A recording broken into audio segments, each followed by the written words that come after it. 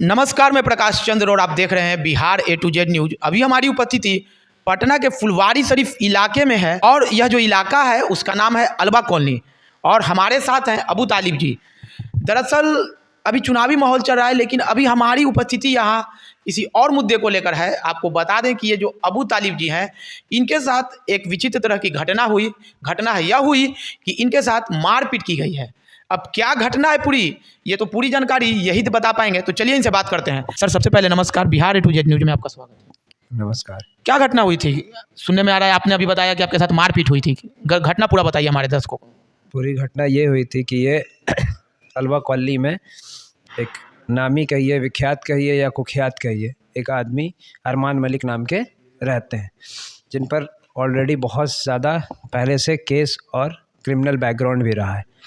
आज से कुछ दिन पहले की ये घटना है। मेरा पर्स वॉलेट भुला गया था, तो जिसको खोजते हुए मैं उनके घर के आसपास था। फिर मैंने उनसे पूछा कि मेरा वॉलेट इधर ही कहीं गिरा है, तो मुझे थोड़ा उनके आसपास जो कैमरा था उनके घर में लगा हुआ कि उस कैमरे से कुछ रिकॉर्डिंग मुझे दिखा दे, जिससे मुझे सहूलियत हो जाए कि मैं अपना वॉलेट पर्स खोज लूँ, क्योंकि उसमें मेरा बहुत ज़रूरी डॉक्यूमेंट्स, आधार, पैन, ये सब था। क्या नाम बताया आपने जिनसे आपका अभी मतलब? जिसका नाम हुआ अरमान मलिक। अरमान मलिक। क्या करते हैं वो? अरमान मलिक कहने के लिए तो ऐसे कहा जाए तो कुछ भी नहीं करते हैं। लोगों का मतलब गरीबों को सताना, ज़मीन कब्ज़ा करना, बेचना, यही मेनली उनका काम धंधा अभी तक रहा है। और कई बार वो जेल भी जा चुके हैं। बहुत बड़ा एक्ट भी उन पर लगा हुआ है। जेल जाने पे भी बात करेंगे, लेकिन पहले ये बताइए कि जब आपने अपना पर्स के बारे में उनसे पूछा और कहा कि CCTV फुटेज दिखा दिया जाए, तो उनका क्या प्रतिक्रिया था? उनका पहला प्रतिक्रिया यही था कि तुम्हारे बाप ने कैमरा लगाया है जो हम तुमको कैमरा रिकॉर्डिंग दिखाएं।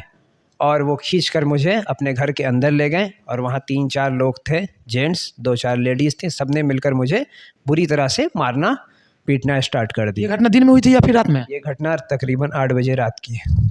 8 बजे? मतलब वो तो मतलब कहा जाए कि चहल पहल रहता है। चहल पहल। उसी समय आपके साथ मारपीट कर दी? हाँ, घर में ले जाकर ताला बंद कर मारपीट स्टार्ट की। उस वक्त मेरे भाई मेरे कॉल पर ही थे। हम फ़ोन कर उनको गए थे कि अरमान मलिक के घर हम जा रहे हैं रिकॉर्डिंग वगैरह पूछने के लिए। ओ, कॉल करके गए थे? मतलब पहले से कुछ आपको इस तरह का अंदेशा था कि किस तरह का कुछ घटना? कुछ नहीं, बस खाली एड्रेस पूछने के लिए, क्योंकि हम घर भी नहीं उनका जानते थे, देखे हुए थे। अच्छा। तो जैसे ही गए तो वो मारना पीटना स्टार्ट कर दिया। तो कॉल पर मेरा भाई था, तो उसको ये सारा घटना के बारे में पता चल गया कि ऐसा कुछ हो रहा है, मार रहा है, पीट रहा है मेरे भाई को। तो उसने अपने रिलेटिव, जो अलवा कॉलोनी में मेरे रिलेटिव रहते हैं, खालू लोग और भाई लोग को इन्फॉर्म किया। वो लोग जैसे ही उसके घर के पास पहुँचे तो वो लोग देखे कि बाहर से ताला बंद है और अंदर में वो मार पिटाई मेरे साथ कर रहा है। तो आपके जो फैमिली लोग एकत्रित हुए तो उन्होंने प्रशासन को कॉल किया था क्या? हाँ, उनमें से किसी ने प्रशासन को 112 को कॉल किया कि इस तरह की घटना हो रही है। तो प्रशासन आई थी टाइम पर? हाँ, प्रशासन आई और आकर वहाँ से प्रशासन मुझे लेकर गई 112 पर वाली, और मेरा इंजरी भी कटवाया गया सदर हॉस्पिटल ब्लॉक में।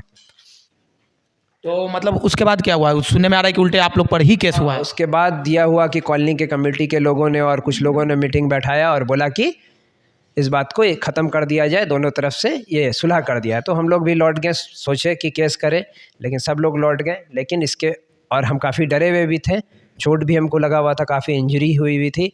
तो इस हालत में भी नहीं थे कि हम केस करें या कुछ भी करें। तो इसके बाद पता चला कि वो 2 झूठा केस फैमिली के ऊपर मेरे ऑलरेडी कर चुका। जो बचाने आए उसको सीन दूसरा दे दिया, बचाने आए कि लूटपाट कर रहे थे, ये कर रहे थे। सोशल मीडिया पे भी शायद उसने डाला कि मेरी फैमिली आकर लूटपाट कर रही है और दिस दैट कर रही है, जबकि वो मुझे बचाने आए थे, क्योंकि मैं अंदर में बंद था। वो लोग बेचैन हो रहे थे अंदर में, ये क्या कर रहा है। बेचैन होने की स्वाभाविक सा रीज़न ये था क्योंकि एक बहुत कुख्यात क्रिमिनल है जो आतंकवादी बैकग्राउंड भी रहा है। आतंकवादी बैकग्राउंड? बिल्कुल। PFI फंडिंग में भी ये ऑलरेडी 2 साल 10 महीना जेल बेल बॉन्ड भर कर आया है। और इसके अलावा भी इस पर मर्डर केस, सेक्स रैकेट चलाने का, अंडर एज 18 साल से कम एज की बच्ची का महिला थाना में उसका भी केस है। केस का पूरा मेरे पास एक लिस्ट भी है। ये बाद में मुझे सब पता चला, मैंने ये निकाला। दरअसल ये बात बताइए, ठीक है, ये इन पे बहुत सारे केस हैं और केस का डिटेल भी यहाँ पे ये बता रहे हैं, इन्होंने पता करवाया। और जब आपकी फैमिली लोग आए तो प्रशासन को कॉल किया और उल्टे आप पे ही केस हो गया। हाँ, क्योंकि फिर मेरी फैमिली ने बेचैन में होकर उसके दरवाजे को पीटा, काफ़ी बेचैन थे क्योंकि जान रहे थे कि मेरा बच्चा इनोसेंट है और यहाँ जो सामने वाला है जो मार पीट रहा है उसका बहुत ज़्यादा आपराधिक रिकॉर्ड है, हो सकता है कि वो मार भी दे, मर्डर भी कर दे। पहला बात यह मैं पूछना चाहूँगा कि जब प्रशासन आई, 112 आई थी, तो 112 आई तो आपको कहाँ से बरामद किया गया? आप क्योंकि आप बोल रहे हैं कि आपको मारा पीटा गया है। हाँ, अरमान मलिक के घर से अंदर उसके वो बैठाल कर हमको पकड़ कर रखा हुआ था, वहाँ से बरामद किया। तो मतलब जो 112 आई तो इस रिपोर्ट में ये दर्ज की थी कि आपको अंदर से बरामद। हाँ, अंदर से वो बरामद किया, वही लोग लेकर गए। उन लोगों के निगरानी में मेरा इंजरी हुआ है सदर अस्पताल ब्लॉक में, उसकी भी कॉपी है ये कॉपी भी लगा दी जाएगी इस वीडियो में। और ये आप देख सकते हैं कि इनकी इंजरी यहाँ पे मेंशन की हुई है और किस प्रकार से इनको मारा पीटा गया। जब 112 आई तो देखा गया कि ये अंदर ही थे। 112 की टीम ने इनको अंदर से ही बरामद किया और बरामद करने के बाद से इनको इलाज के लिए सदर अस्पताल भेजा गया।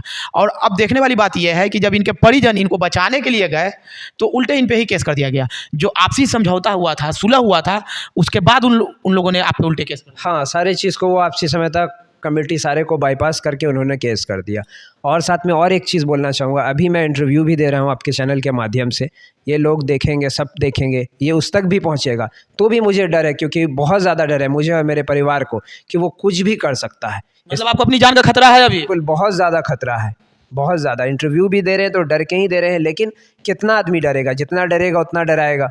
आदमी डर कर रह भी नहीं सकता है, लेकिन अभी पूरी तरह से हमको जान का, माल का, सब चीज़ का, हमको और मेरे परिवार को सबको खतरा है। क्यों?